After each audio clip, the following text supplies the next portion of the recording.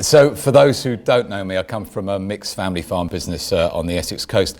I recognise that what this is about for me today as a Vice President at Hustings, it's partly a defence of my record over the last 2 years. So very briefly, in that respect, I'd refer to my involvement with the Healthy Harvest campaign, my involvement with the schools packs, and the surveys of membership we did in the spring and the winter, where we clearly demonstrated that what DEFRA and the RPA said was happening on the ground wasn't actually happening.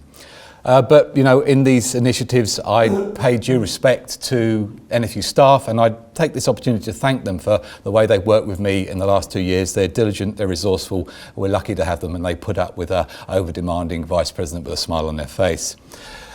In terms of an office holder taking office, I suppose you always hope that the fortunes of farming will pick up in your 2 years of office. Clearly not the case in the last 2 years. But if there's one thing I've learned in the last 2 years, it's the fact that when times are tough for farmers, they need a strong and effective NFU the most. So when BPS payments are late and cash flows are stretched, then we need to be on the case of the RPA the most.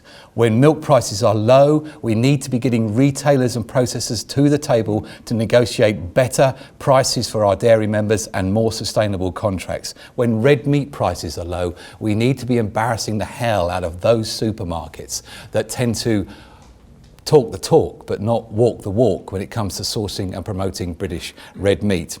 Things we could have got better over the last 2 years. We haven't been tough enough with the top of government, with Liz Truss, Secretary of State. We've got a woman that likes to tell us what we want to hear, but is a bit flakier on delivery. And I think at times we might have had our tummies tickled. Internally, I'd like to see branch chairmen getting more engagement with HQ. I get fed up every time I go to a branch meeting to find a good branch chairman doesn't even know where HQ is. We need to be building that bond a bit better. Going forward, there's much to do still on Badger Cull. We need to get these ag environment schemes more fit for purpose so they're farmer friendly. And we have an EU referendum on the horizon where quite simply the interests and concerns of agriculture must be heard. Thank you.